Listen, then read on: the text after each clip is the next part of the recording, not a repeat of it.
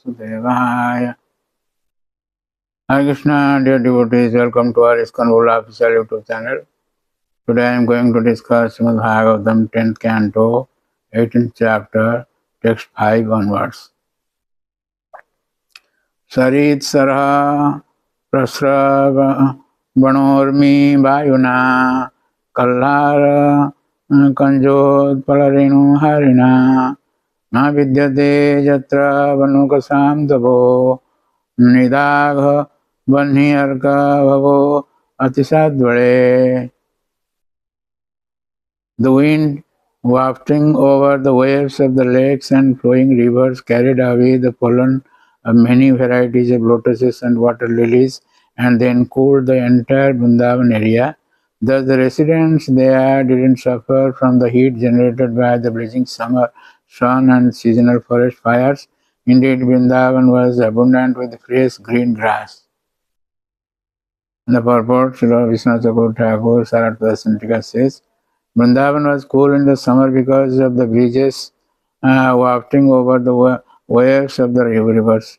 The wind, like a thief, silently and invisibly stole the pollen from the lotuses and then gave relief from the heat with its fragrant, gentle breezes.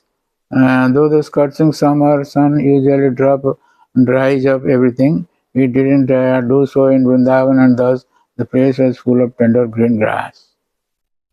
Okay, and the next verse I will say, verse 8, 6. Agadattvaya radini tatorme bhir dravat purisyaha pulinei samantataha na jatra chandaso kara vishulvanam bhuvo rasam Shadvalitam cha granate.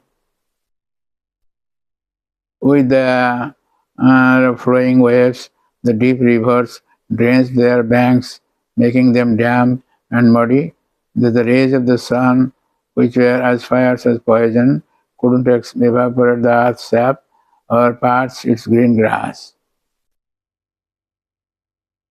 So, Srila Vishnu Thakur Saratpada Santika says that no one felt the heat of the summer sun because of the tall shade-giving trees.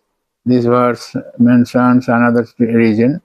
The deep flowing rivers made their banks wet and muddy, that the sun couldn't parch the green grass. So, the next verse, the verse 7, it is said, Banam kusumitam siman Nadachitra mrigadvijam gayan mayura brahmaram kujat kokila sarasam. Flowers beautifully decorated the forest of Vrindavan, and many varieties of animals and birds filled it with a sound. The peacocks and bees sang, and the cuckoos and cranes cooed. Coo, like that, coo. And in the purport, Srila Jiva Goswami says, Raghu Tusani, the beauty is described. The forest was spread with the unlimited blossoming flowers. Though it was summer, the qualities of spring manifested. Birds are mentioned, and peacocks, though included among birds, are also mentioned to show a different type of beauty. Cuckoo. Chanakya Pandit says that cuckoo is beautiful. Actually, it is black, but it is beautiful because of its music or sound. Anyway, verse 8 says, Kridisyamana tat Krishno Bhagavan Balasanjutaha Venung Viranayan Gopei Godhanei Sambruto Visat. Now, there is a cuckoo bird also singing here and speaking.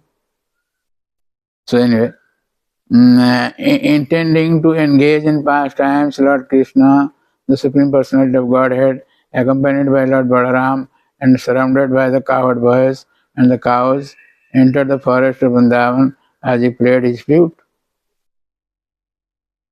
So, in the purports Raghu Vaishnava Tosani, Jiva Goswami says that Krishna desired some special play since he is endowed with pastimes which attract the universe, and since he is Bhagavan, endowed with all qualities. He was accompanied especially by Balaram. The special purpose will be shown later. He played his flute in a special way with a desire to excite everyone with a bliss in expectation of playing. He was surrounded by cowherd boys and a wealth of cows, since the cows are suitable for the play of cowherd boys. So, in the next verse,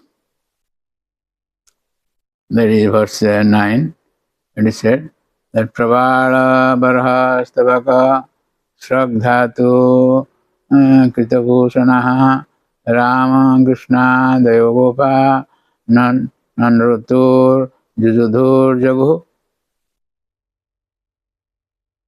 decorating themselves with newly grown leaves, along with peacock feathers, garlands, clusters of flower pots, and colored minerals. Balaram, Krishna, and their cowherd friend danced, wrestled, and sang. The purport of Vishwanath Chakravarti Thakur Sarartha Sintika says, here Balaram is also addressed as Gopa, to indicate that even he became absorbed in his identity as an ordinary cowherd boy.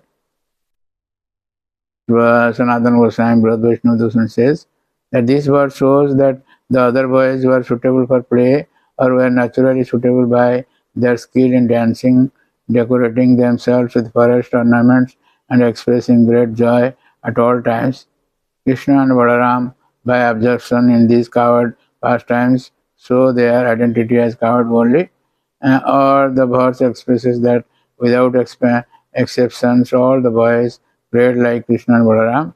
Using their names also indicates that all the boys took pleasures in Rama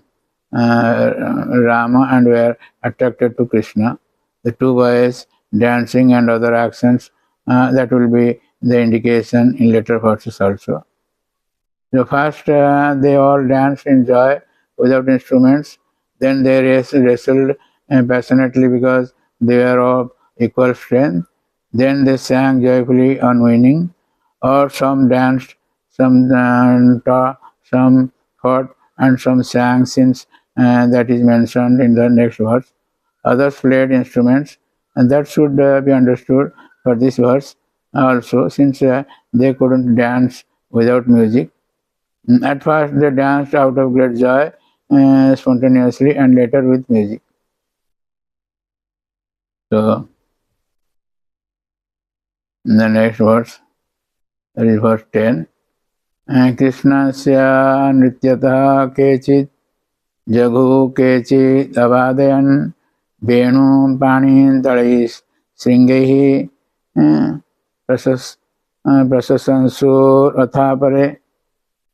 As Krishna danced, some of the boys accompanied him by singing and others by playing flutes, hand cymbals, and buffalo horns, while still others praised his dancing. The Baba Sri Vishwanath Chakravarti Thakur says, in this verse of the genitive absolute, Krishna Nrityataha appears in place of the locative absolute, Krishna Nrityati. When Krishna danced, some boys sang, and some played flutes, and kartalas and buffalo horns, while others gave praise.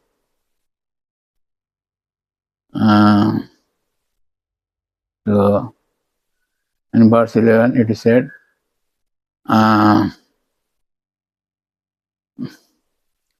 okay, up to 16, this one topic is going on. So, because there is no time, so I would like to take up from 12 onwards in the next episode. So, thank you very much for listening to this lecture, and please don't forget to subscribe, share, and like our channel, and get blessings to the Lord. Hare Krishna. Hare Krishna, Krishna Krishna, Hare Hare, Hare Rama, Hare Rama.